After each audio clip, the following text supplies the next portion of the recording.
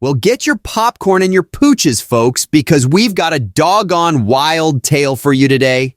We're diving headfirst into a canine clash, a bark battle of epic proportions where two lovable pups and their human companions face off against the snarliest neighbor in the building. It's dogs versus Grump, in a story that proves every underdog has its day. Let's dig in. Years ago, my mother and I had just moved to a new dog-friendly apartment complex. We had two dogs. One was a Bichon Shih Tzu, and the other is a Terrier Poodle mix.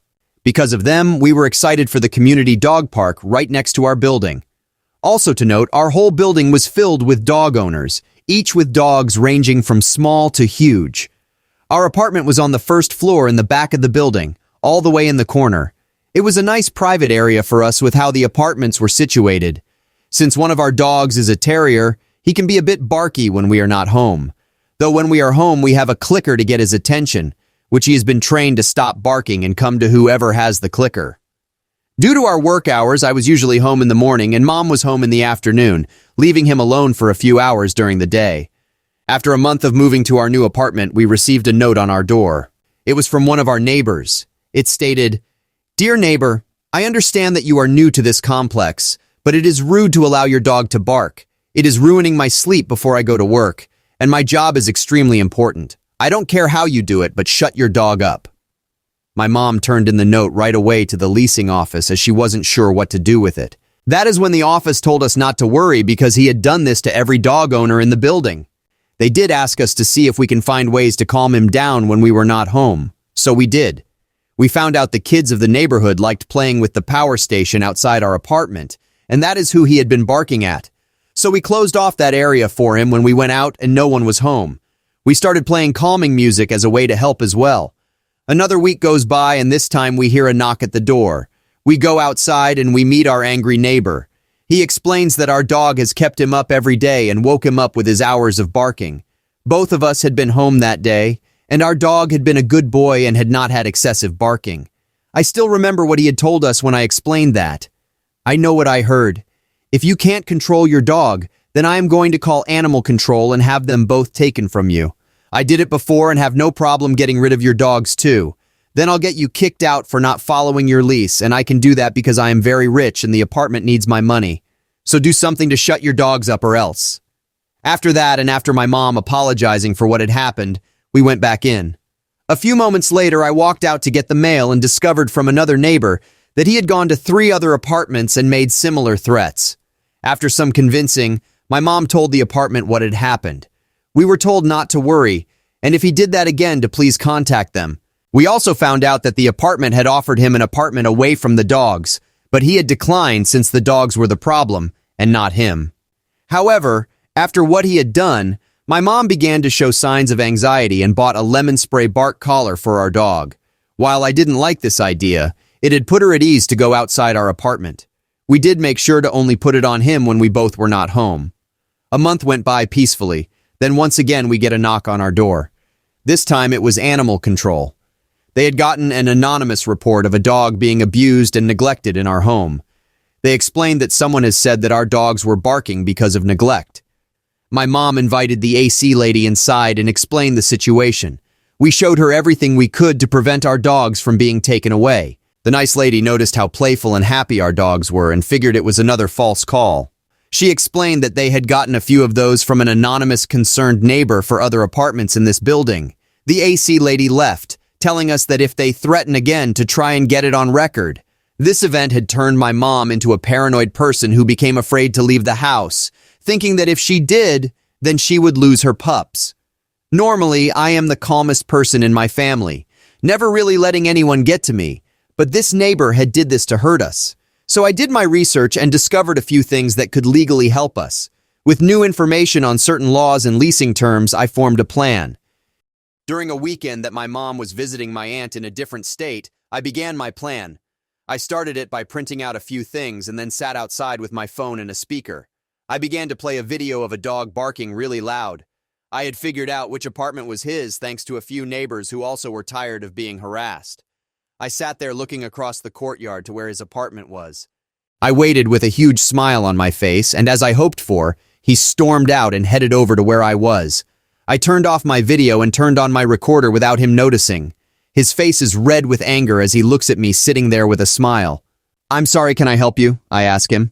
"F you. I freaking told you what I will do to your family if you freaking didn't stop your dumb a-hole mutt from ruining my sleep.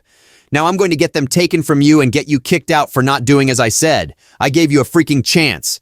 I hope when they take your dogs that they are killed and you and your mom live inside a cardboard box." I give him a fake "oh dear" look and say, "So you are saying that I am not allowed to make loud noises including my dogs barking between the hours of 7 a.m. and 11 p.m. and that I went against the law by doing so? You know you did. And you are telling me this from my porch at 2 p.m. in the afternoon. This won't be your porch once I tell the leasing office." "Oh no, that is a very serious threat for my dogs and my family, isn't it?" "Hell yes it is." I give him a huge smile and turned off my recorder from my phone. The neighbor is confused now and I ask him to have a seat. I have a few things to show him.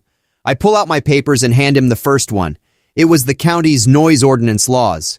In our county, a dog's bark was considered the same amount of sound as a loud appliance, so they can bark between the hours of 7 a.m. and 11 p.m. Before he could talk, I pull out another paper. This one states that it is against the leasing terms to threaten another neighbor, and after one warning, the apartment complex had the right to revoke their lease. He looks at me with an understanding of what he had done now. I silence him and pull out one last paper. This one was another leasing term I had found. This face, after reading this one, had made him turn white. This last one talked about how it was a complete violation of leasing terms to go onto another renter's property and threaten them or their property. This includes the renter's outdoor area. Those found guilty of this violation will have their lease revoked immediately and be forced to leave the apartment within a set time. The scared look on his face was priceless as I silently got up and walked back into my apartment.